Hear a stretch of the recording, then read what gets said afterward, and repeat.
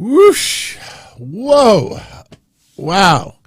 What a fun episode of Monday Night Raw, the 30th anniversary of Monday Night Raw. I tell you, it's kind of mind-boggling that I have watched every episode pretty much live, with the exception of maybe 10 in the last 30 years. Pretty good show tonight. Time maybe was not managed as good as it should. That is why the cage match was changed to more of an attack than anything else. And even at the very end tonight, we were at commercials at 10:57 p.m. And they do not give overtime. And I tell you what's interesting also, they announced that the first hour of Raw was going to be commercial free. And that, you know, when they do that spur of the moment, they have 2 pounds of bologna in a 1 pound bag. And listen, I don't think anybody out there is complaining about the trial of Sami Zayn. Yes, it went longer than probably any segment we have seen on WWE television, even longer from that SmackDown episode not too long ago. It went way over. But, I mean, how could you complain? Seriously, we had legends tonight. We had some great action tonight. We had some storyline progression tonight. We have the lead-in into the Royal Rumble tonight. We had the passing of a torch tonight.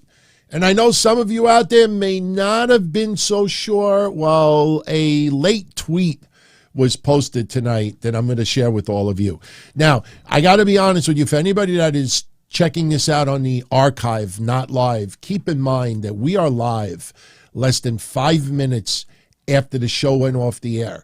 It is not easy to not only take notes, but to grab screenshots, organize them, try to put everything together. But I have probably about 100. So hopefully this goes tonight without a hitch. I will tell you that tonight's discussion is going to be pretty much Raw. Nothing else. But I do want to let you know that normally we do the Don Tony Show Saturday mornings at 11 a.m. Well, this Friday night, right after SmackDown, if you want to join me right here live, we will do predictions for the Royal Rumble. So I will be here live Friday, and if we could get through that Royal Rumble predictions pretty quick, then we'll tackle some news. We'll get into a few other things. I actually do have something else. Actually, I do have 2 or 3 other things I want to share with you tonight. Something has to do with Jay Briscoe. Really, really beautiful update. Plus a shirt that you might be interested in picking up. I will show it to you in a minute. And a lot of screenshots came out tonight regarding the upcoming WWE 2K23 game. The graphics, it's crazy. I mean, I'm going to show you one right now. I have to do this a little out of place. But when I saw this, you know, I mean, I was on my phone. Oh, wait. Oh, shit. Oh, it's looping. Hold on. Let me go back and pause it. Okay.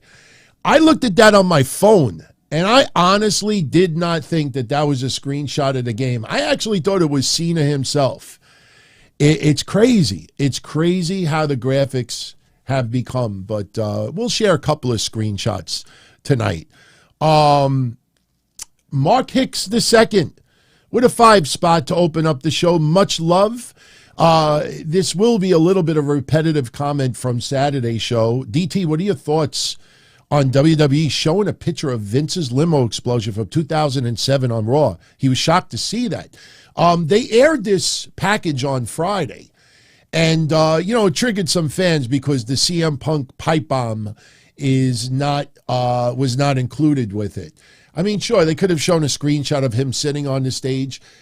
I mean, listen, I know his last appearance on wrestling TV was not a very good one with AEW. I loved it. I loved that he called out the coddled EVPs, that foundation that has not changed. I think you've all realized that by now. But understand that just because, you know, he may have left AEW on really bad grounds, and, you know, we don't know if they could ever work things out. That doesn't mean that WWE is going to suddenly be like, come here. Yeah, come here. Hey, maybe we could do something. I think that's exaggerated. I think, and we've had this discussion before, can CM Punk be trusted? I mean, he has mellowed out as he's gotten older, but can he be trusted? Maybe WWE just feels like, look at what we got. Look at the talent we got. Is CM Punk really gonna? You think AEW fans are now gonna tune into WWE because CM Punk is on? You know, me as a wrestling fan, I would love to see him back. As a selfish wrestling fan, but for WWE, you know, there was some lawsuits, there was some bitter issues, you know. They didn't include it. That's fine with them. But they did show Vince. We had the conversation on Saturday that they were going to show clips of Vince tonight. But as we expected, Vince McMahon was not there in person. Vince McMahon right now does not want to rock the boat. He doesn't want any of the awkward moments, especially with wrestlers that were brought back. I mean, it's business. You think Vince really gives a fuck? Let's be honest. You think Vince really gives a shit? I don't want to be around Johnny Gargano. He might be really upset with me. Yeah, well, actually, you know, he had to leave for a kid, but you could use anybody else, Karrion Kross. You know, like, he would be a little awkward. It's business to him. It's business. You know, he settles a lawsuit for little sexcapades. You know, it makes me laugh. He settles for $10 million. Ooh, naughty, naughty, naughty, naughty. And he makes $300 million a week later. Come on. That's like if I threaten someone, like, here's $100, and then a week later I make $10,000. You think that 100 really means anything to me? Now I will get into something. I'm trying to get the answers. The Bellas, little interesting situation going on right now. I was told the Bellas were going to be there.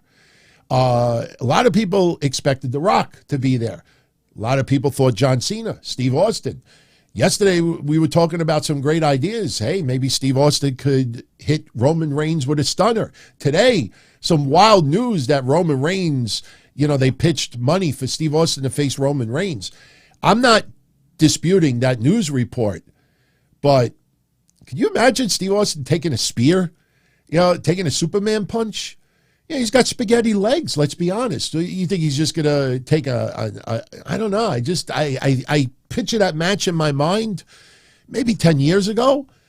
I don't know about now. But, you know, a lot of wrestlers did not appear. As you saw all day today, people were reporting that WWE reached out to AEW to get promos from some of the, they didn't do promos from anybody. They didn't do promos for anybody because they had so much to give us tonight. There was no room. There was absolutely no room.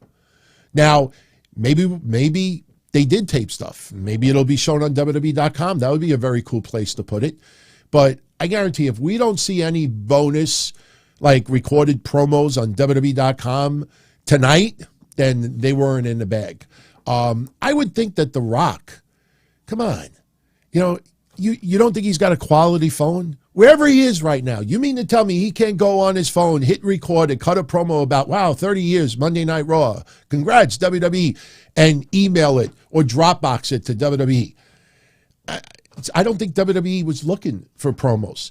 But you know what? For the 30th anniversary show, I thought they did a great job tonight. The funny thing about it is, you know, think back to a year ago. If you remember, early on in 2022, we had Legends Night on Raw. And everybody that always get their panties moist were all complaining last year. The fuck, we don't need Legends. The fuck. You know, the only person that I think people were excited to see out of the Legends that were announced was probably The Undertaker. I mean, everyone else, people are bitching and complaining. And listen, I'm sorry if this pisses anybody off. This means a lot to me. It means a lot to me as a wrestling fan. You know, Hulk Hogan opened up Raw tonight. And again, it's like when Charlotte Flair returned. It's a tale of two worlds. The live audience pops, happy, cheering, clapping. Not everybody, but a decent number. You go on the net, Charlotte, spit on her. That's what everybody's doing. Tonight, Hulk Hogan, everybody was racing to write the tweet that's going to that might get noticed, that maybe because so many people are liking that, brother, he might go on Twitter tomorrow, brother. Oh, look, Sam from Brooklyn. Oh, look what he said about me. Ooh, I'm crying. Jimmy, give me a towel. You know, people are racing on Twitter to be first to complain about Hulk Hogan. You want to talk about selfishness? Is that even a word? Talk about not being selfish. You know, yeah, it's the 30th anniversary of Monday Night Raw. Today is the 39th anniversary of Hulkamania. And it means dear to me because anybody that goes back with me on my hotlines, I have told this for 26 years on these shows and hotlines. And it means a lot to me. I was there when Hulk Hogan beat the Iron Sheik for the WWF Championship. I have told this same story for 26 years. Me, my friend Vinny, my friend John Cipri, and I don't know who else was with. I think Kenny and Joe, twins. I don't know if they were with us, but I know Kenny, John, and Vinny especially. We went to the Garden, and Vinny was on my shoulders. And I remember his ugly brown sweater, because this is 1984, ugly brown sweater. And when Hulk Hogan's music hit, people lost their shit. When the match went on and Hogan was breaking out of the camel clutch, it got so loud. And the videos online do not do its justice because they're all shitty quality. Not only that, WWE dubbed over Eye of the Tiger. And, you know, I did this. See, this is why I always wanted to do video. Because up until 2.5 years ago, I only did audio. So every time I would tell a story, I could never show you anything. This is me and my friend Vinny. Wait, actually, let's do a little bit better picture. That is me and my friend Vinny on the right. He is on my shoulders. There's the ugly brown sweater. And we had decent seats. Hey, once I became friends with Georgie and Macropolis, and a friend Al that I used to work with in the Jewish deli, then we had fucking front row seats. Then that was incredible. But, you know, if you look at it very, very quickly, and I used to always tell a story, when he went down the rampway, what I always remember is he turned around and was pointing, not at us, but he just turned around and was just pointing. And my friend got on my shoulders. He's like, yeah. And I'm going to show it to you right now. I don't give a shit if I get hit with copyright stuff. And for 5 or 6 years, I had the Daily News article. And the funny thing was, the next day, we opened the Daily News because I had the paper boy. They always deliver it to our house every day. The next morning, I opened the Daily News. No results. We were there. You know, we knew what the results were, but we wanted to cut it out because every time there was a Garden show, the New York Daily News would show you the results in the sports section. Came out a couple of days later. Cut that son of a bitch out, had it in my wallet, shoved it like behind like a couple of, I don't know, photos or whatever, because look, I'm a teenager. I didn't have credit cards. I didn't have a driver's license yet, but that was awesome memories, man. 39 years ago today. And Hulk did not even mention that it was the 39-year anniversary for Hulkamania. I mean, it was probably, you know, suggested that he doesn't, but this was a fun night for me tonight. A lot of reminiscing. Makes me feel extremely old as well because it's been 39 years. And you know what? I want to mention this too. You know, that night we had the debut, the Madison Square Garden debut of Mr. Wonderful Paul Orndorff. That always gets forgotten. And I remember he fucking beat Salvatore Bellomo, that my grandmother loved because he was from Italy and my grandmother was Italian. And she adored Salvatore Bellomo. I hated that guy. I liked him when he was Wild Man in ECW because I was just mystified. I'm like, that's him? And it just blew me away. But when he pile drove Salvatore, good. I wanted Ray the Crippler Stevens to take him out of wrestling. You know, for real. I didn't like him. But, yeah, that was fun memories tonight, 39 years ago today. By the way, shout out to Phil the Promoter. I don't know if his sign made TV tonight. You know, most of the haters, they'll see the Don Tony signs and they'll just like act like they didn't see him on TV. So I will be watching Raw 30 again this week, and I'll examine it closely to see if the Don Tony sign hit. If it does, it'll be officially sign number 119 to make TV. Okay, so before we go any further, I want to, just two things I want to show you. The family of Jay Briscoe, the Pugh family, posted a photo for everybody to see. I wanted to share it with you since they shared it with us. And this is his two daughters in the hospital, holding hands. You know, they're, now as you see, they still have IVs and everything. Like I told you, I mean, you know, people just, you know, I know they mean well, but you know, they can't think for themselves, even if they tried. You know, they don't use common sense. Oh, yeah, she's off IVs 2 days later. Yeah, okay. But, you know, she obviously, one of his daughters has a neck brace. You know, a lot of stuff going on. But God bless them that they survived and they're stable. And, you know, it's not only a physical recovery, but it is a hardcore emotional recovery. And listen, I said this the other day. I'll say it again here. I don't know how you ever emotionally recover from something like that. I think you just try to learn to live with it. I think, yeah, I can only imagine what they are going through. Now, there's also a shirt for sale. I already ordered one. I know quite a few of you as well. It is on Pro Wrestling Tees, and all of the proceeds, not the profits, the proceeds, big difference there. All the proceeds are going to the Pugh family to help them with medical bills and everything else. And I made a tiny URL link. I know a lot of people, you know, too cool for school to say, hey, thank you. You know, because if you want to share it on the show, you're not going to go prowrestlingtees.com backslash them boys backslash blah, blah, blah, blah, blah, blah, blah, dot HTML. No, just go to tinyurl.com/RIPJBriscoe and you'll get the link for the shirt. So I created a short link, easy to remember. Maybe you want to pass it around, but all the proceeds. And someone is asking me, what's the difference?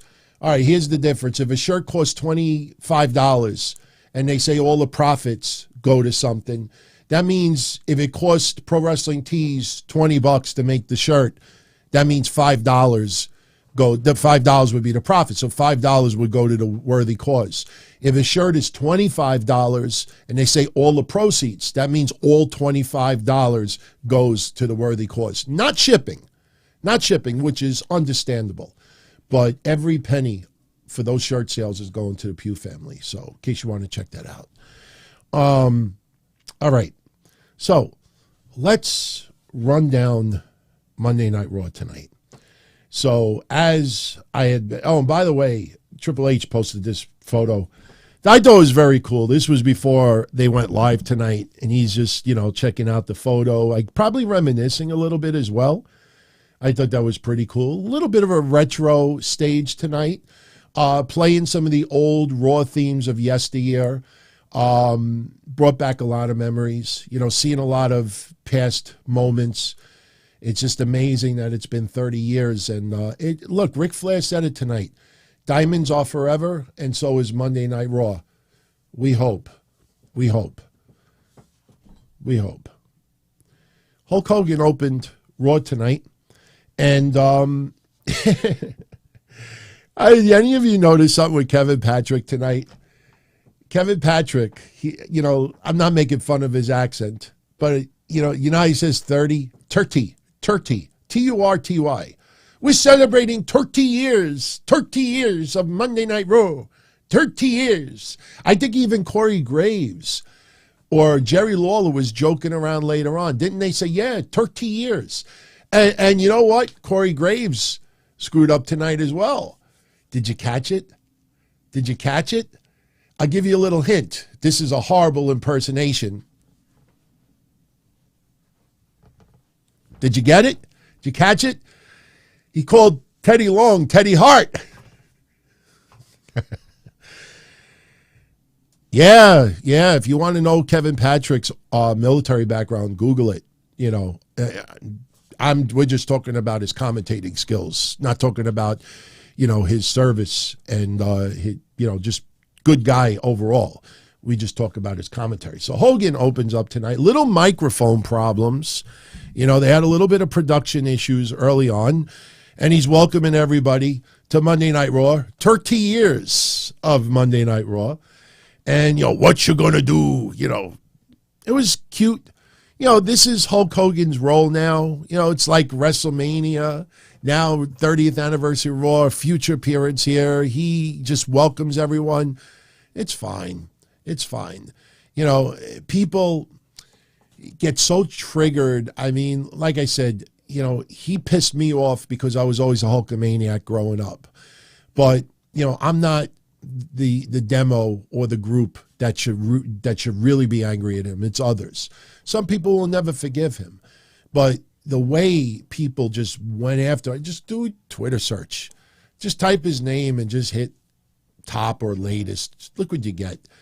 I mean, it's just, like I said, even like, we talk about the formula. Tragedy happens. Oh, we should be nicer to each other. We should be open that people do grow. People do forget. They grow up. They forgive them, this, that. And then, after a little while, it wears off. And then it's right back to that vicious cunts out there. And Hulk Hogan definitely deserves criticism. Absolutely. But you could see tonight, people really, they want to make sure that viciousness was out there. To me, it's like, just enjoy the fucking show. It's going to be out there for 2 minutes. Let him do his thing and move on. All right.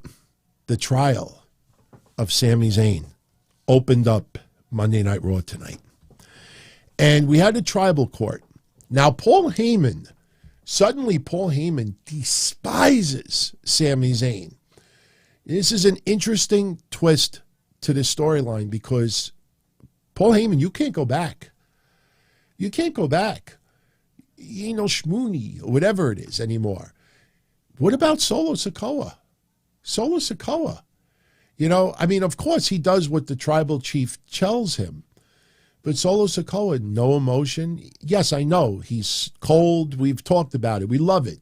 But you think, maybe a little pause, feel a little reluctant for what he was going to do to Sami Zayn? Nah, he's like, yeah, no problem. I mean, let's be honest. That is like the mob. Topo Chico. That is like the mob. You do kill your friends. I mean, that is what the mob is. Let's be honest. But Paul Heyman was the attorney for the plaintiff, which I guess is the Bloodline.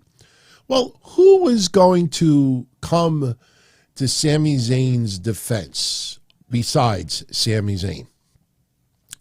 Something tonight fascinated me. When I show you the video clip, you're probably going to look at it and say, it's not that big of a deal. Oh, I am going to be watching every little nuance of every reaction of every segment as much as I can going forward.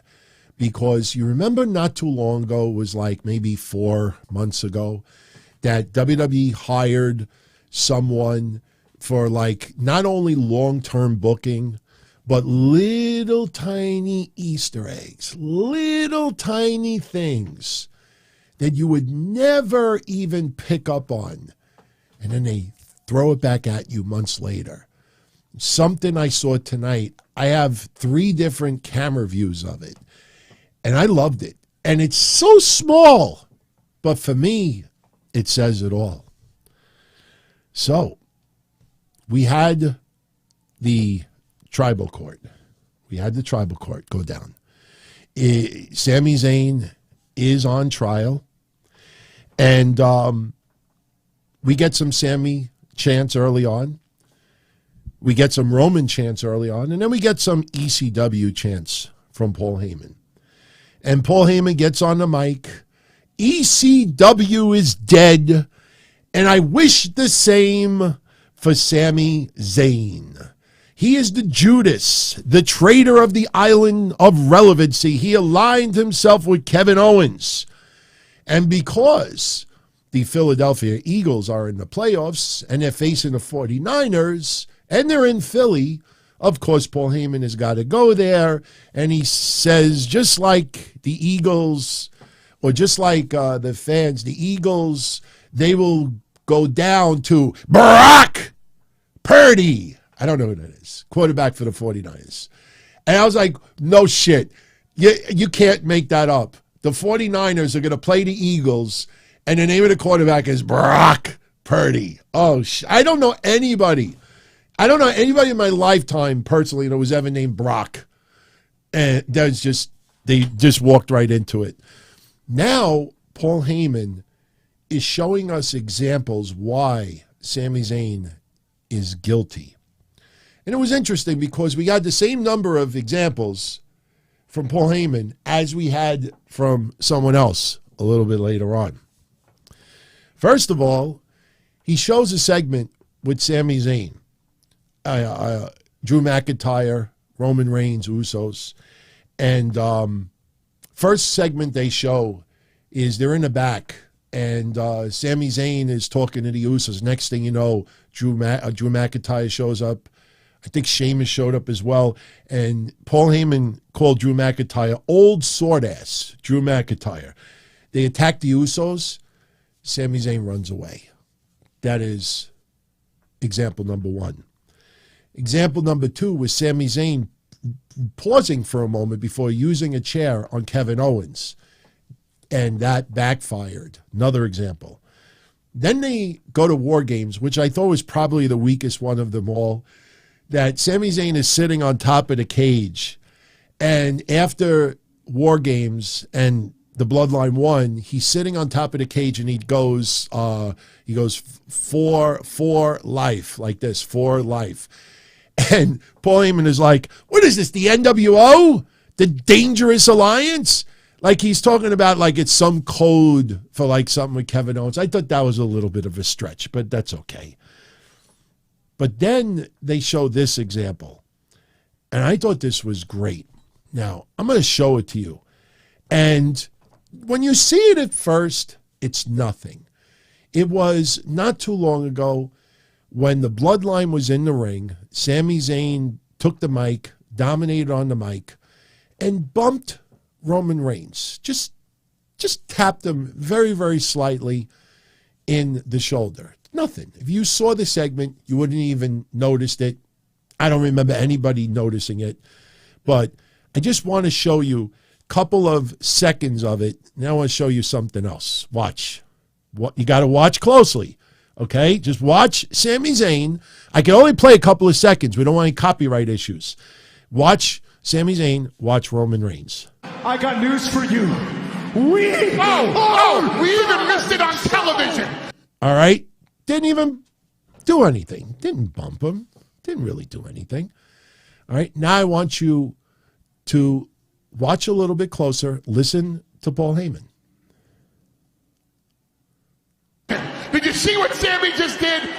Boom! Okay. And you watch that. Boom. You didn't do anything. You didn't do anything.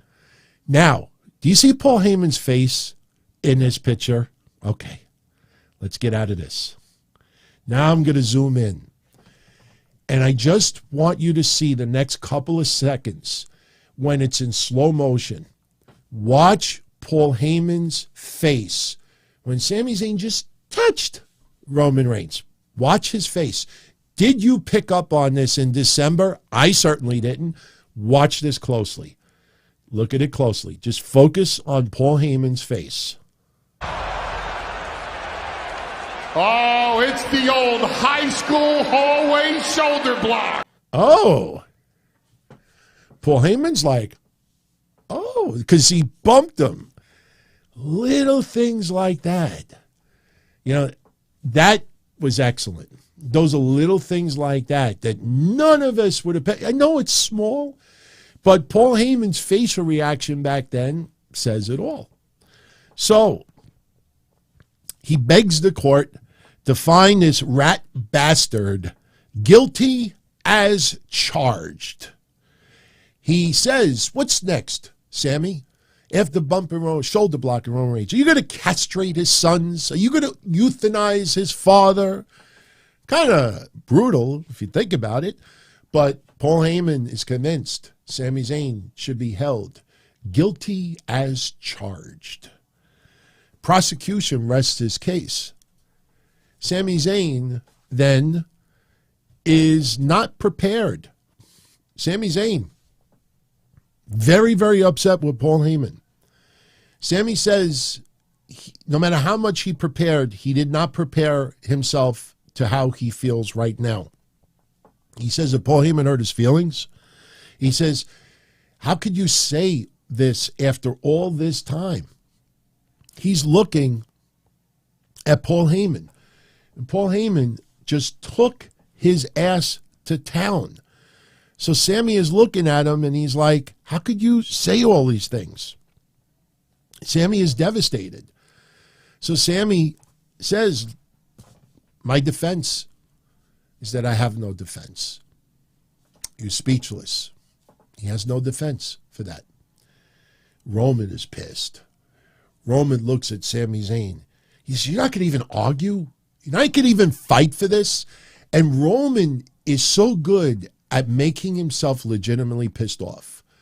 I mean, he gets into it, and you look at him, you would swear that he is angry as a motherfucker. And he is giving it to Sami Zayn that Sami won't even try. So Roman Reigns looks at Sami Zayn, and he says, Solo. That's all he had to say, Solo. Solo Sikoa walks over to Sami Zayn. He's going to give him the Samoan spike. And what happens? As we're all watching this, we're thinking, it's over. Sami Zayn is officially out of the bloodline. But somebody comes to his aid. Look at that. Jay Uso. Huh? Jay Uso comes to his aid. Solo Sikoa is looking like, what the fuck are you doing? And Sami Zayn is looking like he is in shock. So now Jay Uso gets the microphone. And Jay Uso, you think of the storyline, you think, this is stupid.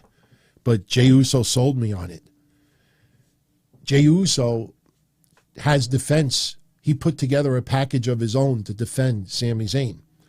They show a clip of Sami Zayn in a production truck playing entrance music to distract Matt Riddle so the Usos could win. Jay Uso showed a clip of Sami Zayn taking a claymore, taking a bullet for Roman Reigns. They showed Sami Zayn holding Sheamus's leg so he couldn't break up the 3 count when Butch was pinned recently against the Usos. And then he showed highlights from War Games, where not only did Sami Zayn stop the ref from counting to 3, but he low-blowed and haluva kicked Kevin Owens. So Jay Uso says that I despised you, and you still defended me. You took countless bullets for me. You never gave up on me. That right there is what family do.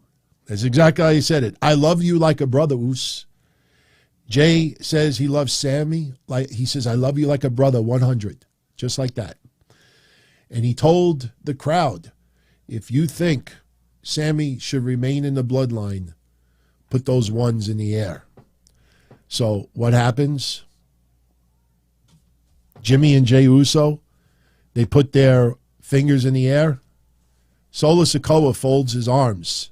Solo Sikoa has no emotion whatsoever for Sami Zayn. Roman Reigns is in shock.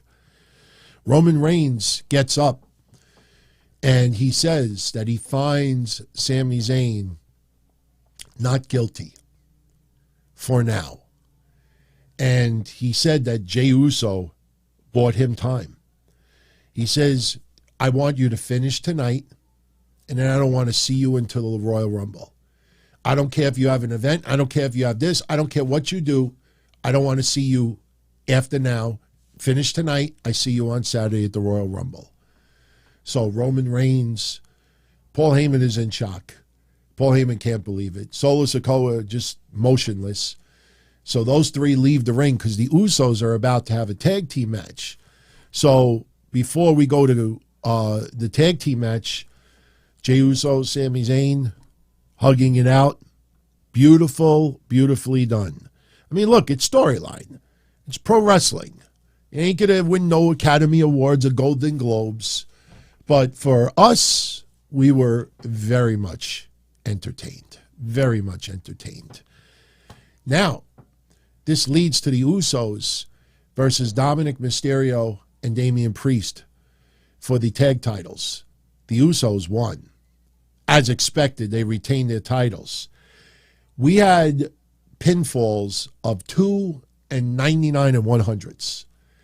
I mean, this match entertained me to the max today. Some of those, there was at least 3 different times I truly thought the Usos lost the tag titles. But the story about this match, yes, Rhea Ripley getting involved in a match and the referee doing nothing about it. It's just like, get out of here. Get out of here. You know, you can't, you got to, if you're going to criticize AEW, you got to criticize WWE for that shit as well, because Rhea Ripley hits the ring and the referee is not doing nothing. He's just like, get out of here. Get out of here. And she's still there. Now, of course, Jey Uso's not going to hit her, even though she's doing this. So what ends up happening? Jey Uso is distracted. Dominic Mysterio takes advantage. Almost gets a 3 count. But Jimmy Uso got injured during the match. Went to the outside, holding his knee, holding his leg. Repeat of what happened to Finn Balor. He did the exact same thing. When Finn Balor couldn't continue after getting attacked by Otis and Chad Gable in that match, double teamed. Remember the splash? Finn Balor couldn't continue. And remember, they were in that gauntlet, and Damian Priest was in there for a long while. So to give him a little bit of a breather, they did the injury deal with Finn Balor, and Dominic Mysterio was allowed by Adam Pearce to take his place, and they won, and they became #1 contenders. So Jimmy Uso, outside the ring, selling an injury. Adam Pearce comes out and says, look, if he can't continue, then you forfeit the tag titles, this and that. So Sami Zayn says, wait, no, I think I have an answer. What about Sami Uso? And the crowd is loving it. Now, it sucks in a way, because in the back of our mind, like, oh no, they're going to lose the tag titles because of Sami Zayn. And believe me, I tell you, go back and you watch that match, there was at least 2 or 3 pin attempts that were, you couldn't get any closer.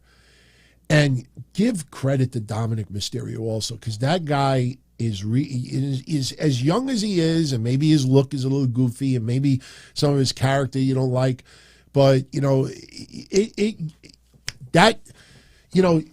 him being that inexperienced still, could easily, screw up a pin attempt. And everybody was masterful in this, but Sami Zayn wants in on the match. So they show a camera in the back, and Paul Heyman and Roman Reigns, Solo Sikoa are watching from the monitor in the locker room, and Sami Zayn wants in, and him and Jey Uso are getting hyped up, and they do it. And what ends up happening? They get the win. Sami Zayn dominates. He had a couple of scary moments here and there, but in the end, Sami Zayn gets the win. And they retain the tag titles.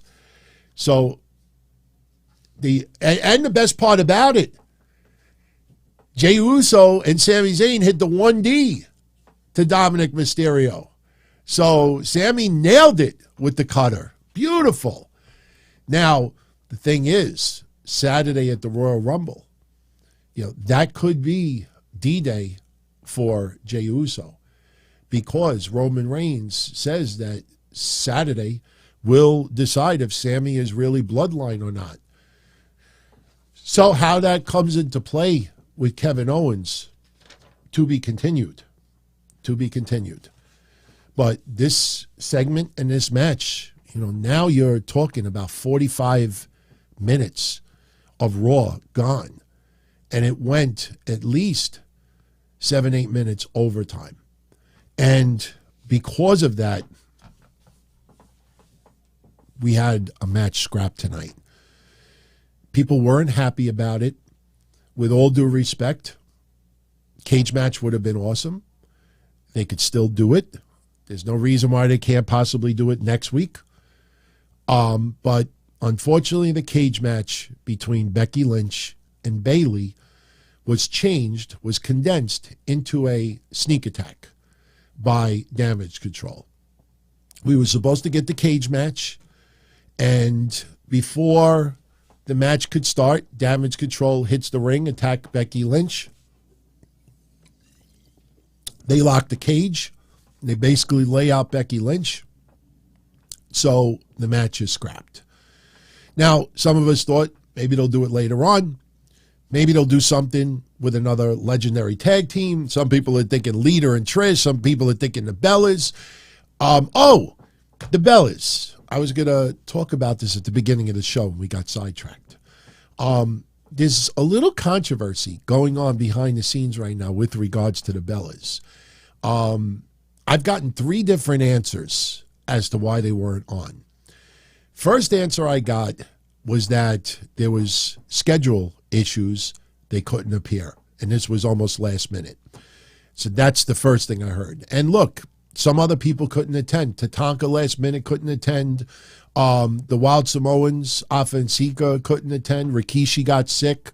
You know, there were a few other names that were being tossed around that they couldn't make it because of schedule. Another thing that I was told was that because of, you know, their lack of use and not being in the Rumble and not being this, they decided not to show. I don't believe that, because preparing for the Royal Rumble, you can't just wake up one day out of bed and you haven't wrestled in a couple of years or even a year and a half and say, hey, yeah, you know, I'll do Saturday.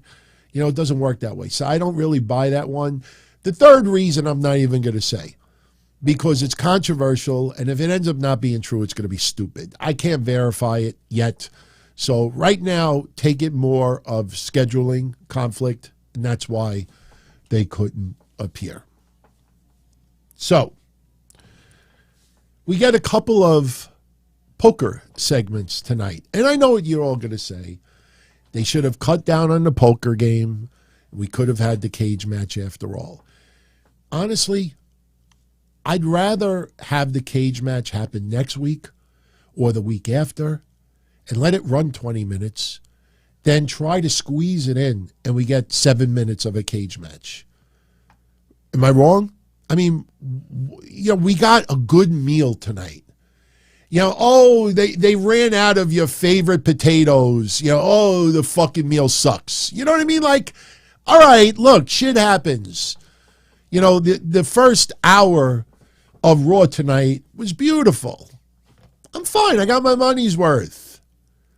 That's how I look at it. But the poker stuff, hey, it's a repetitive thing. Remember Raw 25? Yeah, we had poker that night as well. Well, tonight was Raw 30. And the Godfather is playing bouncer, which he does, you know, outside of wrestling in the past. He's playing bouncer. We don't see Baron Corbin's name on the list for the poker game. So JBL is like, well, could we talk to the manager who's running this poker game? And it's Ron Simmons. And Ron Simmons is talking. He's talking. He's giving JBL a hug. He's like, I don't see him on the list. JBL takes out a stack of fake Amazon $100 bills. Again, everyone, you go on Amazon and buy stacks of those fake hundreds. When they play cards and they do segments, they don't really say, you know, let's go to the bank and withdraw 20 grand, you know, just for a storyline. They don't want to put it back in the bank after. No, they go on Amazon. And it's scary how realistic it looks. When you see Jade Cargill shooting the money out of the thing, you think they're real hundreds?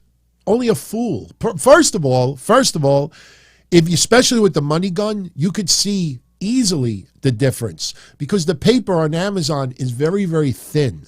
It's very thin. So when you shoot it out of the gun, it flies and it goes like this. You know, you do it with real money and you see how different it goes. It flops faster than throwing me out of a 10-story window. So they use fake hundreds. But JBL bribes Ron Simmons. They play cards. We get a little bit early on. Everybody is playing. JBL is like, wow, you've really fixed up this place. You walk in, it looks like a mini casino. And they're playing cards, and later on in the night, Baron Corbin is racking it up. We thought that DDP made a whole boatload of money, and ends up that he didn't. But then the last segment of the night, and I tell you, man, did WWE not do IRS any justice. We were talking about it yesterday. Looking at the preview of the Legends, we were like, holy shit, how much weight did IRS gain? I showed him tonight. He looked good. There was nothing wrong with him.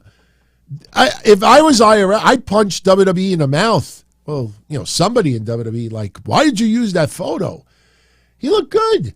He took all of Corbin's money. Got to pay your taxes. Ted DiBiase's there. Hey, you remember Ted DiBiase was supposed to be with Baron Corbin way back when. By the way, what happened to Cameron Grimes? Just thinking. We did see a little cameo from Dexter Lumis. I don't know if you all caught it as well. I think it's in this photo. Yeah, look in the back. Johnny Gargano eating popcorn. I don't remember seeing Nikki Cross tonight. I don't think Nikki Cross was lurking anywhere, but hey, you never know. Maybe she was hiding under the table. But so we had a bunch of poker segments tonight. Now we get a little bit of the passing of the torch. And listen, I know anybody that is familiar with passing of the torch in wrestling, it's usually done in the ring in a match. It's somebody who might be a veteran, gives a rub to a younger star, and passes the torch to them. Tonight, we got that maybe not so explicit, but a lot of people feel that it was a passing of the torch. LA Knight is in the ring. And LA Knight is cutting a promo for the Royal Rumble Pitch Black match. And he's throwing a challenge out to any legend in the back. Now, if you would have said to me 6 months ago, 3 months, whatever it was, that LA Knight would be feuding with Bray Wyatt as his first feud, I'd be like, you're nuts. Did you ever in a million years think that when LA Knight called out a legend in the back, did you ever think that not only were we going to get the Undertaker, but we were going to get the American Badass? We hear Kid Rock's music. We haven't seen Undertaker as American Badass in about 20 years. Very clean cut. It's interesting. Undertaker looks like he's got a little bit of a belly right now, but his face looks thinner. But he drove down to the rampway, and he gets in the ring, and everybody is loving it. LA Knight, gets out of Dodge. LA Knight gets on the microphone, and he's like, I can make the Undertaker meet the Undertaker. Like, pretty much get rid of him. But you're going to let him slide. And he just talks about Sunday with Bray Wyatt and everything. Next thing you know, the lights go out. So you got Undertaker in the ring, LA Knight outside the ring at ringside, and here comes Bray Wyatt all the way to the left. Bray Wyatt is slowly coming down to the ring, and the lights are out. All the fireflies are lit up, and LA Knight ultimately rolls himself back in the ring. Now, earlier on, LA Knight cutting some additional insults to the Undertaker. Hey, Undertaker, I heard what you said on Joe Rogan, that the locker room is soft. Saturday, I'm going to show everyone how soft that I am. Basically throwing a lot of insults to Undertaker. So Undertaker obviously is not happy with LA Knight. But as Bray Wyatt started walking to the ring, LA Knight rolls himself back into the ring. So what happens? Undertaker gets set up. LA Knight turns around. Undertaker grabs LA Knight by the neck. Now, you look at it close. What was flashing before my eyes was the last couple of matches with The Undertaker, where with choke slams and, pulling someone up off their feet did not look good many, many times. LA Knight is a smaller guy, but I was really, really nervous that, oh my God, if he tries to pick him up and it flubs it, it's not going to look good at all. We didn't get that, though. Undertaker just holding LA Knight by the neck, and Bray Wyatt rolls in the ring. So not only did Undertaker and I'll show you why everybody's saying passing the torch. But not only did Undertaker pass the torch to Bray Wyatt, but he also passed LA Knight to Bray Wyatt. There you go. There you go, Sister Abigail. Boom. Out. Done. So Undertaker passes LA Knight.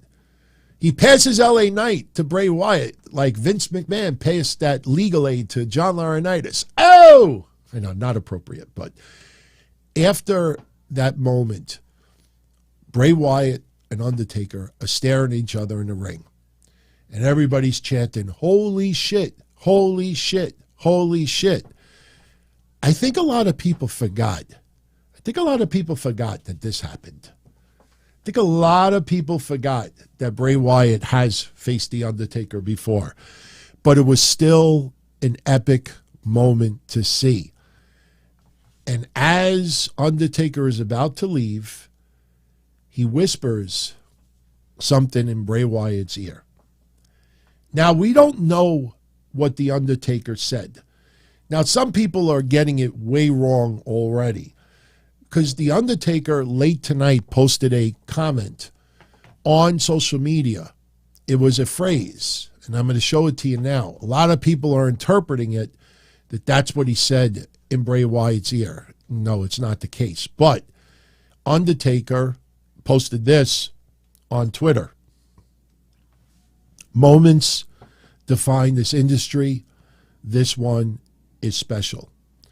So that's what he wrote on Twitter tonight about what went down with Bray Wyatt. And a lot of people feel like Undertaker, passed the torch to Bray Wyatt tonight. You could see Bray Wyatt was emotional.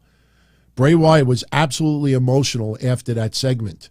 You could see that, that was very, very powerful of what Undertaker, whatever he said to him. A couple of words, nothing big, but leaves the ring, and Bray Wyatt looking a little bit, flustered from it. But really good segment. Cannot complain. Cannot complain at all. Now we get a little bit of comedy, but a decent match as well. D-Generation X hit the ring. But they're not alone. Now, if you look at this photo, what looks off about this? Yes, no Billy Gunn, obviously. But Kurt Angle is with D-Generation X. So they're in the ring, and Shawn Michaels, first of all, they're trying to do their whole DX shtick. And Kurt Angle, Lord, that guy looks great with one shirt on. That motherfucker had 3 shirts on, because he had his Kurt Angle shirt on, and DX turned around and like, Kurt, why are you here? And Kurt is like, I always wanted to be in D-Generation X. So he pulls his Angle shirt off, and he's got a D-Generation X shirt on. So they're basically, they're going through the motions that we think Kurt Angle is now going to be an honorary member of D-Generation X. Don't forget, Kurt Angle is an honorary member of The Shield. Kurt Angle might go into WWE Hall of Fame 3 times. For The Shield, for D-Generation, well, no, D-Generation X is already in there. So they don't amend. There's no amendment for Kurt Angle to be in D-Generation X. But they're about to do their whole shtick. Triple H gets on the mic. Let's get ready to... And before he could say, suck it, Imperium's music hits. Now, we knew early in the day that we were getting a 6-man tag involving Imperium on Raw. But Imperium comes down to the ring. Gunther is throwing a lot of shade to DX. They should be embarrassed of themselves, disgracing the world professional wrestling. And Gunther threatens D-Generation X to get out of the ring. So Gunther goes face to face with Triple H. And here's where it goes a little off the rails in a comedic way. Triple H is staring down Gunther, and Triple H is like, I'm retired. I'm retired. So he walks away. Everybody's laughing. Shawn Michaels is like, I'm too old. X-Pac says he's got shin splints, They call the Road Dogg Butterbean because, you know, if you look at the Road Dogg lately, Road Dogg looks pretty healthy. God bless him. So Road Dogg says, who am I kidding? I'm not going to do anything to him. So D-Generation X is in a huddle. Kurt Angle's in the corner. Triple H gets on the mic and he says, Kurt Angle will do it. Kurt Angle's like, I'm not doing it. I'm not fighting him. So we get some comedy. Triple H says, you know, I wish someone would come down and take them on. And Seth Rollins' music hits. Seth Rollins hits the ring. And then somebody in DX says, oh, there's only one. I think Kurt Angle said, there's only one of you and three of them. So next thing you know, Triple H is like, you know, if there was only a tag team in the back that would come and face Imperium and the Street Profits music hits. So they come down to the ring. So they're back and forth, back and forth. Triple H gets on the mic, says, you know, I wish somebody would come down here and try to make sense of everything. And then we get the player. Teddy Long, the guy who supposedly blocked everybody on Twitter not too long ago, which wasn't true. He got hacked. He comes out. Now, how many of you out there thought that he was going to say, Gunther, Imperium, you're going to go one-on-one with, I want them to say, the Undertaker. No. He announces a six-man tag, Imperium versus Seth Rollins and the Street Profits. There's only one problem. Triple H says, I wish we could have someone special who could enforce this. Now remember, Kurt Angle had the red Angle shirt on, took that off, had the DX shirt on. And Kurt Angle's like, no. He's trying to get Triple H's attention. He finally gets his attention. He says, I have an answer. And Kurt Angle just conveniently had a WWE referee shirt in red, white, and blue on. So Kurt Angle is the special guest referee. Jerry Lawler is the special guest commentator. Jerry Lawler brings it to our attention that the jacket that he has on is the same jacket he wore when he made his Monday Night Raw debut. I didn't have time to pull screenshots from his original Raw debut way back when, but yes, it is the same outfit. So we get a little bit of a comedy match. Later on in the night, we get a little bit of a tease between Gunther and Kurt Angle. Kurt Angle, you know, keeping his ground, pushes Gunther. Gunther then obviously gets leveled by the Street Profits, Seth Rollins, because, you know, Kurt Angle, you know, I don't even think they want to tease that he could possibly go right now. Because remember, WrestleMania, there is that possibility. It's not definite, but there is that possibility that Kurt Angle could return to the ring and get involved with Alpha Academy on the opposite side. But we had, you know, a fun match. The Angle Slam was used. The ankle lock was used. Pedigree was used. We had some of Angle's moves used. But in the end, Gunther, you know, gets knocked out of the ring a few times. Giovanni Vinci, he ends up eating a frog splash from Montez Ford, eats a pedigree, gets the curb stomp at the end for the 1, 2, 3. And after the match is over, Kurt Angle celebrating with the Street Profits and Seth Rollins. You know, it was a fun match. I mean, seeing Gunther on Raw was great. But this was funny because, like I said, you know, Corey Graves called Teddy Long Teddy Hart, which was pretty funny. So that match was fine. So next we had Charlotte Flair. Ric Flair comes out and he's talking about 30 years of Monday Night Raw. You know, diamonds are forever, and so is Monday Night Raw. He announces the greatest women's wrestler of all time, Charlotte Flair, his daughter Charlotte. And she comes out, and I got to be honest with you, I don't know how many of you hear it, but, you know, part of her intro now, they have a, you know, voice that says, all hail the Queen. You ever hear it? You heard it tonight? All hail the Queen. Every time I hear that now, I expect something else to follow it. Every time even tonight when I heard all hail the Queen, I want to hear Queen Zelina. It's the same fucking intro. I think it's the same guy too.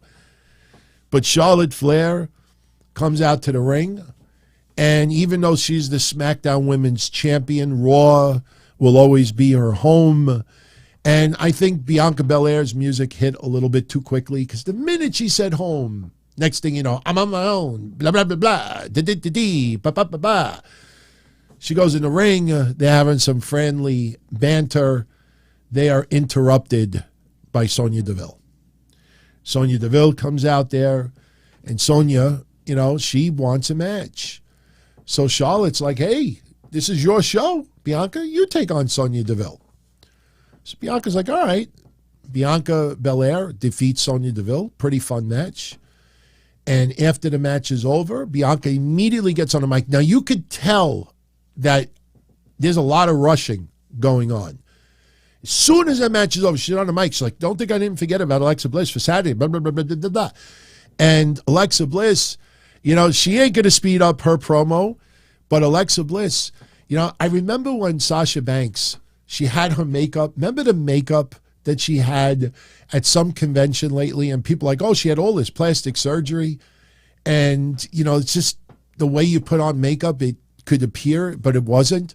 That happened with Alexa Bliss tonight. People tonight are like, hey, did she have plastic surgery? No, nitwits. That's what happens the way you put your makeup on. But Alexa Bliss, let me tell you something. If this is Evil, my God, Evil looks awfully, awfully cute. Alexa Bliss cutting a promo. I wish everybody would leave me alone. In fact, Bianca, I could rip your eyes out, but I'm not, because I want you to see me walk out as the Raw Women's Champion at the Royal Rumble. And she's staring in a mirror, very confident. And Alexa Bliss looking good. Looking good, man. She's looking good. So, we are now at the closing minutes of Monday Night Raw. The Miz hits the ring, and we're wondering at this point, what legend is going to come out and nail him? And he's talking about the show, and he's talking about, his time and this and that, and the crowd starts cheering. So he's like, yeah, you see it. And meanwhile, it's Kevin Owens. Kevin Owens comes from the crowd, hits the ring, and hits a stunner on The Miz. Kevin Owens, look, to me, there is no chance of him winning the championship on Saturday. But Kevin Owens cut such a good promo tonight. There are definitely people online like, hey, you know what? Anything is possible, especially now that people think that Steve Austin is going to face Roman Reigns at WrestleMania, or some people still think The Rock versus Roman Reigns, that no championships will be on the line. Crazy thoughts. Don't buy it. Crazy thoughts. But Kevin Owens really, really cut a powerful promo tonight. Like, if you turned around and you just told me, hey, Kevin Owens, this is Gorilla Glue. But convince me that this is, liquid stevia, liquid sugar. Kevin Owens' promo tonight was so realistic that I would have opened it up seriously, and I would have just went,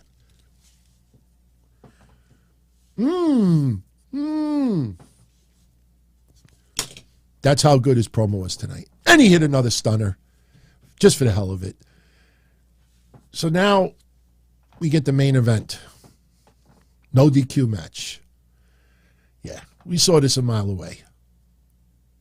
Bobby Lashley versus Austin Theory for the United States Championship. No DQ.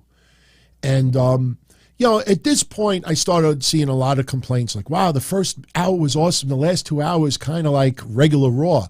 And I'm like, yeah, we got Royal Rumble Saturday. I mean, you celebrate 30 years, but you have a premium live event to do. You got storylines. You got to worry about the now. You have legends. And I got to say this. I have to say this. This really would have angered me, legit, if I didn't say this on the show tonight. You know what I absolutely loved about tonight's Raw also? And if you go back and you look at Raw 25, 20-year anniversary of Raw, 15, 10 years, there was always some legends that they were treated maybe more as like goofs. You know, you remember even the 10-year anniversary of Raw where they mocked like certain characters, and some of them were good. You know, it's just like they would just poke fun. They didn't take them seriously. Like just because you were a legend, you were old, like you had no value. Like the main roster had always, many times, always had to come out on top or belittle. I mean, when you look at all the, even when you think of the guest hosts, when we would have legends, there would always be some type of insults being thrown back and forth. What I noticed tonight was that every legend was treated with respect. Every legend was treated as somebody who has contributed with history. Nobody embarrassed themselves. Nobody came off as a goof. Everybody just had a great time. The vibe looked good. And I personally think that if I'm a legend, I get the opportunity to do one of these right now, or even at a house show or something, you know, just cover my airfare and food and give me maybe $100 and I'm happy, man. I'm happy. That's what I noticed tonight. Like no legends. Like I didn't come back with, wow, you know, they kind of like treated like this person like shit, or made this person look like a goof, or made because someone is a heel and they have to. You didn't see that tonight. And I thought that was pretty cool. This was a fun night. But you got to keep your eye on the prize. That is the current roster in the Royal Rumble. So the main event tonight, it was a no DQ. And I admit the no DQ was not that great at all. Early on, MVP, you know, meeting with Bobby Lashley. I don't need your help tonight. I could do this myself. I don't need you. I don't need Omos. I don't need anybody. Let me do this myself. And unfortunately, Lashley probably could have used their help, because Bobby Lashley, we had a fire extinguisher used. There was a couple of tables in the ring. It didn't feel like a street fight. It felt like a match that, oh, you know, hey, look, it's a chair. I'll use it. You know, it just felt like, I don't know. It just was missing something. It just wasn't that heat between the two. It didn't feel like Bobby Lashley really wanted it. You know, I mean, there were times the match was going his way, but it just, something was missing with it. But as we expected, and there was not many minutes left in this match, we go to commercial at 10:55. And I'm like, even though it was picture in picture, I'm like, man, they are cutting this shit close. Maybe we get a 5-minute overrun. No, fat chance. So we come back from commercial. I'm looking at the clock. It's 10:57. And Bobby Lashley has Austin Theory on the ropes, did a suplex. I thought he was going to suplex him through the table. He suplexed him onto the mat. And the next thing you know, the music hits. Brock Lesnar is there. Brock Lesnar ends up taking out Bobby Lashley. Bobby Lashley may have had the match won. He takes out Bobby Lashley. Austin Theory, who is laid out also. Brock Lesnar picks up Austin Theory, F5s him on the mat, throws him on top of Bobby Lashley, and the referee counts 1, 2, 3.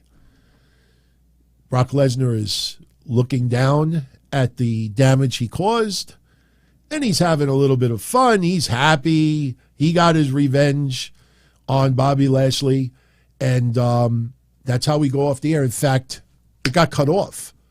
I mean, Corey Graves wasn't even finished talking, and they went right to that Barmageddon shit. So they definitely had some issues with time tonight. Probably tried to do too much. If, like I said, if you really look back on it, I mean, yeah, hindsight is 20/20. But if you look back on it, if you cut down maybe one of the poker segments, maybe you get 2 minutes there. If you cut back a little bit, I mean, look, the trial of Sami Zayn went 5-8 minutes, way too long. And, you know, as a result, the cage match was scrapped. But again, no reason why you can't have that in a week or two. Now, some people thought, and I personally like this idea, because of Damage Control interfering in the cage match. And look, it's a cage match. There's no disqualification, right? Were they really doing something wrong? Yeah, they attacked before the bell, but maybe Adam Pearce announces that as punishment, that maybe Damage Control enters the Royal Rumble at number 1 and number 2. I don't know. I still think Liv Morgan may have a long run in the Rumble. I think Lacey Evans may have. I think Lacey Evans, to try to make up for shit, may have to run 40 minutes in the Rumble. But I enjoyed it. I enjoyed it very much tonight. Very good episode of Raw. Nice balance with the legends. Nobody was embarrassed. Nobody did too much. I know not every person that was there, everybody likes. I get it. Hogan, people are sick of the DX stuff, Flair. But you know what? You know, they're all very, very integral parts of Raw's history. And they came back, got a night, and now we focus full steam ahead on the Royal Rumble. We have Friday SmackDown, and it's going to be interesting now when you think about the fact that Solo Sikoa is taking on Kevin Owens. So we got to see where this goes. And remember what we talked about before. You know, Sami Zayn may end up quitting the Bloodline. You know, everybody thinks that the Bloodline is going to turn on Sami Zayn. He could ultimately quit the Bloodline, then get attacked. Because right now, you know, if you're Sami Zayn in this story, how do you feel about Paul Heyman? How do you feel about Solo Sikoa? Do you think that Sami Zayn may not want to help Solo Sikoa on Friday? I personally think so. You know, Solo Sikoa was very, very quick to hit him with the Samoan spike. So it's going to be really interesting to see if we get any little hints Friday of reluctancy from Sami Zayn. It's going to be fun.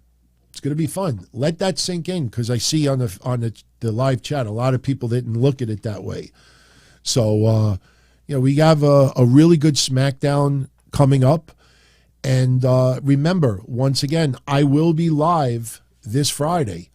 Right after SmackDown, I'll be here at 10:05 p.m. Eastern. We will do predictions. And, you know, we'll see how fast we run through them. The show should run about an hour. I don't expect it to go longer than that. Because Saturday night after the Rumble, I'll be back here giving you a recap. So before I go, I just wanted to show you, as we were talking about earlier, WWE started releasing details, or the video game company, about WWE 2K23. What we found out tonight is that John Cena is on the cover. There's 3 different versions of the game that you could purchase. Okay, this is your basic version of WWE 2K23. Now, I don't have the website in front of me, but if you'd like, I can pull it up on Friday and I could share my screen and show you the big difference between the 3. I'll go back to the pictures in a second, but the big difference between the 3 games, the 3 versions, is what bonus content you get with it. And a lot of that bonus content is online stuff.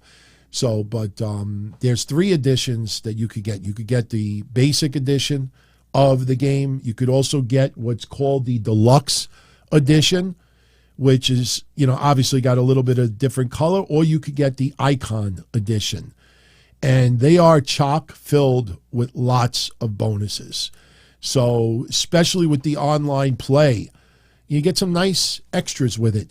Now, here's a couple of screenshots of the game if you're interested. The graphics look incredible. People are excited about the arenas that you get. There's a lot of WrestleMania arenas, ECW arena. Look at Rhea Ripley and Bianca Belair. Look at Drew McIntyre, Roman Reigns. I mean, it really is just outstanding. Yeah, the deluxe, all 3 of them look good. But these graphics are fucking phenomenal. I mean, they just really, it's incredible. I hope the AEW video game is good. And, you know, I hope this game is good as well. I'm not going to lie to you. There's been many wrestling games over the last bunch of years that I was going to buy, but I haven't picked up a console in forever. And every time I was going to pick up a game, you know, there's like tons of glitches or people are just not satisfied. And I don't want to play the games just for glitches.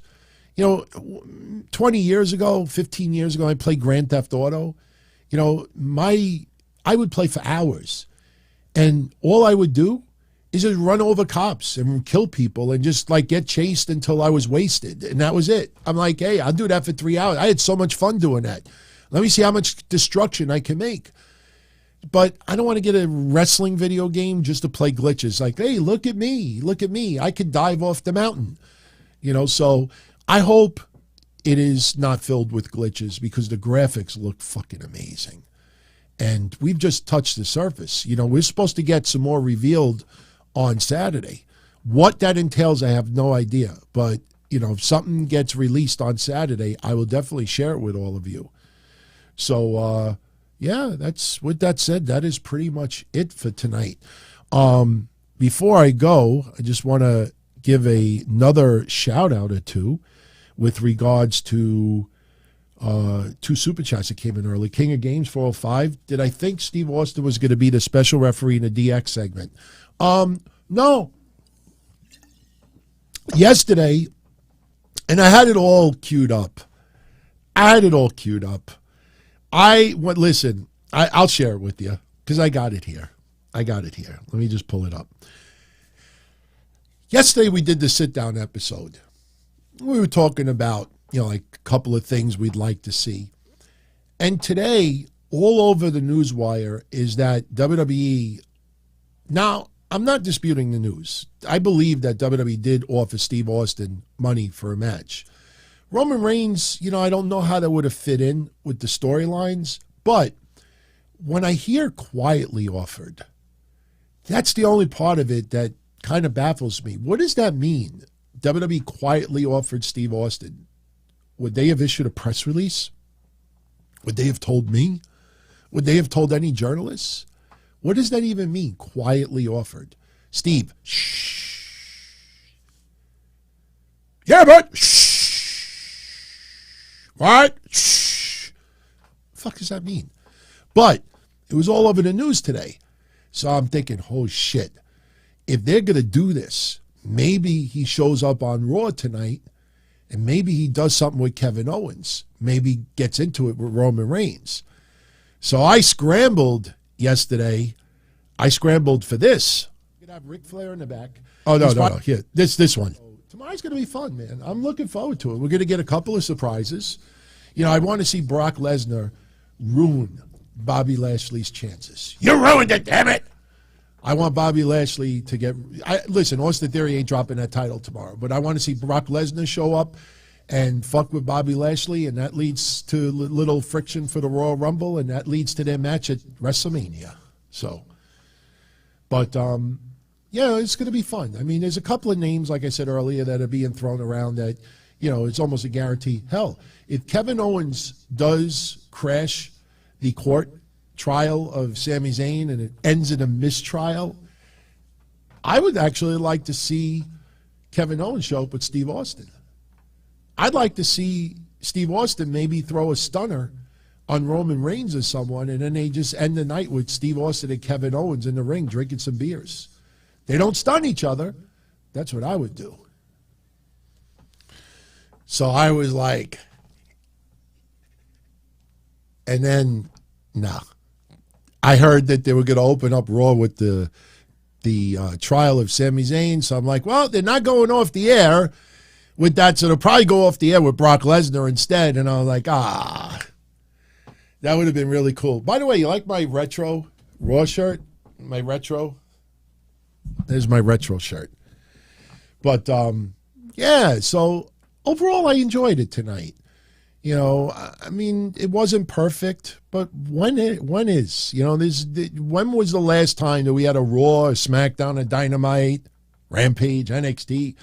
You know, I mean, we've had some spectacular events, but for Raw tonight, it kept my interest.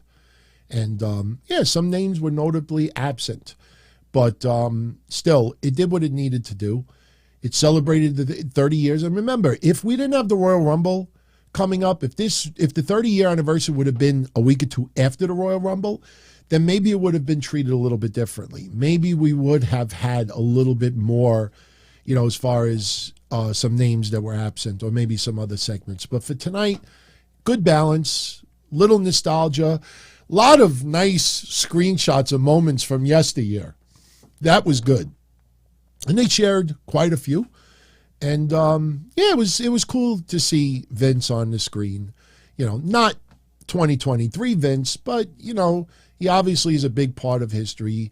And, they showed quite a few things. The beer truck, getting hit with the bedpan and, him and Shane, the simulcast March 26, 2001. So there was some fun moments. But, let me know what you think about tonight's show. Whose favorite moment was Triple H? I just saw this. Theme parks and things with Johnny's. Favorite moment of the night, Triple H. Why is everybody looking at me? You know how hard this booking is? Yes, that was fun. Triple H throwing a little inside jokes here and there. I mean, I thought this segment, listen, I know there's a lot of people that are sick and tired of seeing D-Generation X. Honestly, you know what I would have liked to have seen tonight out of everything? And I know this may sound a little cliche or it's not meant that way. I would have liked to have seen Kevin Nash there, especially after recent, issues. I think it would have been cool if he was there hanging out with some friends. But, hey, I'm sure that they probably invited him and he just chose not to go. But when I see DX in the ring right now, I see Sean Waltman healthy, happy. I see Road Dogg back in the company. Shawn Michaels doing a pretty damn good job in NXT. You think back of Shawn Michaels from 20-some-odd years ago, you think to yourself, like, would you have ever envisioned Shawn Michaels to be like an uncle figure, like trying to, build the stars of tomorrow as a coach? Did you ever, even when he came back and he was a changed man, did you ever think that he would be doing this? I never ever in a million years ever thought. I thought he would do it part-time, and then, hey, I got my fill. I got my wife, my family at home. Yeah, that's enough for me. I never in a million years ever expected this. So, when I see them, it's a couple of minutes. If you really don't want to see it, go get something to drink, go take a walk. Go to the bathroom, take a shower, shave, do something else. Oh, by the way, before we go, I shouldn't have waited till the end of the show to say this, but for those that stuck around, all right, I don't want to say what it is. A lot of you know what it is. Last week I was asking everyone out there, this is a pretty cool story. A lot of you out there, I had asked if any of you had a good phone number for WWE in Florida, because we were going to send a gift to someone, a little get well. And if you read between the lines, you know who in NXT recently had some big time issues. And a bunch of us wanted to send like something just to little pick me up. So unfortunately, majority of people out there says, yeah, I get your number. And they all Google searched. Yeah, I could Google search as well. So nobody had a number. So on Saturday, I said on the show that if I don't get a number by Sunday night, then, I'm going to send it anyway. And if they can't deliver it, if nobody's there on the day, so be it. This morning, I got an email from somebody in WWE, and I didn't even think about this from 4 or 5 months ago. This person helped me get in touch with someone that got me into NXT. And was going to, get me possibly to hang out with Tony D, take that photo on my honeymoon. Unfortunately, it didn't pan out. But that person reached out to me this morning and says, why didn't you just email me? He's like, here's the phone number. And I was like, oh, shit. Okay, cool. So I called today, and they told me what time they open tomorrow, and the item is being delivered tomorrow. So, I hope she gets it. And, we're keeping it on the low. I'm not posting it online, but if she gets it, and, I hope she enjoys it. And I know that's from a lot of you out there. So I just said from all of us. I didn't put any individual names, but nice little pick-me-up. You always want to try to do, if you can for somebody, put a smile on somebody's face, But, all right, everyone, I'm going to jet out of here. So if you're part of our Patreon family, cheap plug, patreon.com/Don Tony. I will be live tomorrow. Tomorrow is definitely an off-the-cuff episode. Tomorrow, I might be recording that conversation/interview with Misha Montana, Matt Riddle's girlfriend. I don't know if she's back from touring yet, but we originally were looking to maybe do it tomorrow. We were trying to do it before the Royal Rumble because a lot of you out there want to know, is Riddle in the Royal Rumble? So we wanted to do the show before the Rumble, but we may have to hold off until next week because the timing is starting to get a little bit complicated. But like 90% sure that tomorrow I'll be on Patreon. But if anything changes, I'll let everybody know. If not, then I'll be here Wednesday night after Dynamite show Wednesday. You know, give Dynamite credit in the sense that they tell you what you're going to see. I mean, the backstage stuff and the interviews and, you know, the random stuff, you know, we don't know that in advance, but they tell you in advance all the matches. Tony Storm versus Ruby Soho, Jungle Hook versus Ethan Page and Matt Hardy, Buddy Matthews against Darby Allin, Brian Cage against Bryan Danielson, Chris Jericho and Sammy Guevara versus Ricky Starks and Action Andretti, and the Acclaimed and the Guns go to family therapy. So, hey, I'm not saying it's going to be good or if it's going to be bad. All I'm saying is that at least they tell you in advance, this is what we're going to do. You want to tune in? That's your choice. So, all right, I'm going to get out of here. Crazy episode of Raw tonight. Trying to get all those screenshots, trying to organize everything, trying to gather my thoughts, trying to put it, and literally going live 4 minutes after. It is not easy. But honestly, it is fun. And I hope you had fun tonight. Let me know what you thought about Raw. Post something in the comment section. Don't be a stranger. And, yeah, I'm out of here. If you enjoyed the show, smash that thumbs up. Big shout out to everybody who has already. Wow, big shout out to everybody who's still with me live right now. I know a little bit bigger audience than usual, but hey, 30 years of Raw, 39 years of Hulkamania, and Royal Rumble Saturday. You know, there's pretty good reasons to stay up a little bit later tonight. So, all right. Oh, shit. I'm looking at it during the show, and I'm like, I got an announcement. I have an announcement. I should have done this at the beginning of the show. People will get surprised tomorrow. After people constantly asking me to bring it back, I am bringing it back in a way. Starting tomorrow, the return of This Week in Wrestling History. It is not new episodes. These are remastered episodes from 2018/2019. And let me tell you something. These are some photo synopsis of what this episode involves. Every picture that you see is something that happened this week in wrestling history.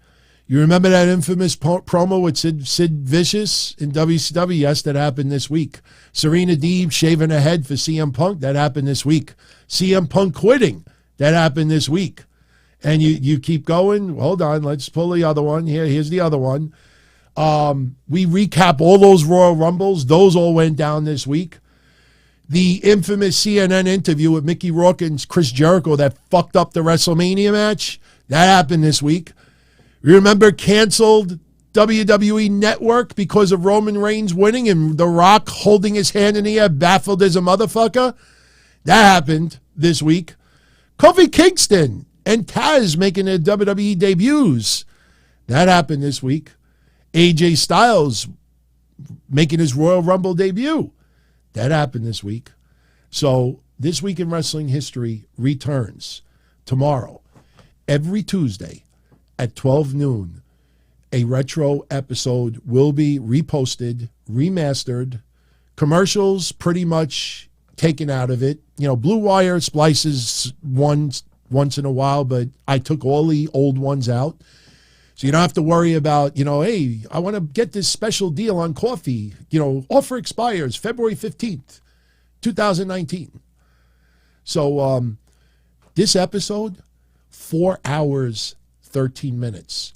There's about 3 hours of audio. Taz's debut against Angle, promos. Remember Vince? I'm going to kill my creation. The NWO. That happened this week. So you're going to hear it all. 4 hours, 13 minutes. Tomorrow at 12 noon, it'll be on everybody's feed, wherever you get the shows. But it won't be on YouTube. I know. I need one of those Bray Wyatt Firefly Funhouse kid sound effects. You hit the button, it goes, oh. You can't put it on YouTube. I will get hit. Not only will I get hit with copyright, but YouTube would probably laugh like, look at this dumb motherfucker. This guy is doing channel suicide. What is this guy, stupid? I couldn't remotely put it on YouTube. So it'll be everywhere but YouTube. So, but 4 hours, 13 minutes. If you never enjoyed the history shows, or if you just missed them, I promise you, I know it's a lot of time. You could skim through it. The synopsis is like this big. So you just go down the list and look at it in date order. And believe me, you could just fast forward like an hour in and you'll know you're at 1993 or whatever it is. But these shows, I've been doing this 26 years. These shows were the hardest work that I have ever done. The hardest work I've ever done. I'm not going to lie to you. I was thinking about this earlier today. I've been with my wife for over 10 years. I did these 5 years ago. And I'm thinking to myself, where the fuck did I get all this free time 5 years ago? I must have been, no joke, I'm not even saying this to be funny, I must have been on some major depression swing, some emotional swing, because I just flooded myself with the amount of work to put in these. I must have spent 20, 30 hours a week just for those shows. I think the only reason why I was able to do this, because I think I was only doing one show a week at that time. Or maybe two. We were doing Patreon. Were we doing Patreon in 18? Yeah, I think so. So we were doing Patreon, which has always been a fun, easy show, and Mondays. That's it. So that's probably why I was able to do them. But I was remastering this week's. And the cool thing about it is these came out 4 years ago to the day, season 2. So, yeah, so you'll start seeing them every Tuesday. So wherever you get my shows, iTunes, Blue Wire, Spotify, Spreaker, Stitcher, Amazon, Yahoo, wherever you get my shows, Google Podcasts, you'll find it there. 12 noon, every Tuesday, you'll see a new episode posted. So now, I want to just leave you with one more comment and we're done. This episode being posted is technically season 2, episode 4, because we are in the 4th week of January. Technically, 1st, 8th, 15th, 22nd, 4th week in January. So for everyone that's going to say, what about episode 1, 2, and 3? I will be posting them in the next week or two. So I should have started this January 1st, but I didn't think that I was going to be able to get it done this quickly. But yeah, the first 3 episodes will be posted in the next week or two. So as long as you get my shows on the feeds, it'll pop up. Rick, you could just go to DonTony.com. Go to DonTony.com. If you can't find, like if you don't use iTunes or anything else, everyone just go to DonTony.com. The links and the shows will be there. So now I can go. Take care, everybody. Let me know what you thought of Raw, and I hope to see you again later this week. Now I can rest. Much love. As far back as I can remember, I always wanted to be a podcaster. For me to live any other way was nuts. To me, those goody-good people who worked shitty jobs for bum paychecks and took the subway to work every day and worried about their bills were dead. I mean, they were suckers. They had no balls. If I wanted something, I just took it. I ran everything. I paid the bills. I paid the host. I even paid the masked maniac. Everybody had their hands out. Everything was for the taking. We always called each other good fellas. You would always hear from somebody. You're gonna like Don Tony. He's all right. He's a good fella. He's one of us. But if you're part of my crew, nobody ever tells you they're gonna get rid of you. It doesn't happen that way. There weren't any arguments or curses like in the movies. See, your haters come with smiles. They come as your friends, the people who've claimed they care the most for your life. And now that's all over. And that's the best part. Today everything is different. There's lots of action. I don't have to wait around for everything like everyone else. Oh, I didn't get the vaccine? Fuck you, vaccine me. Oh, your delivery guy has COVID? Fuck you, feed me. Right after I moved here, I ordered egg noodles and ketchup, and I got spaghetti with meat sauce. I'm no longer an average nobody, while they get to live the rest of their lives like a bunch of schnooks.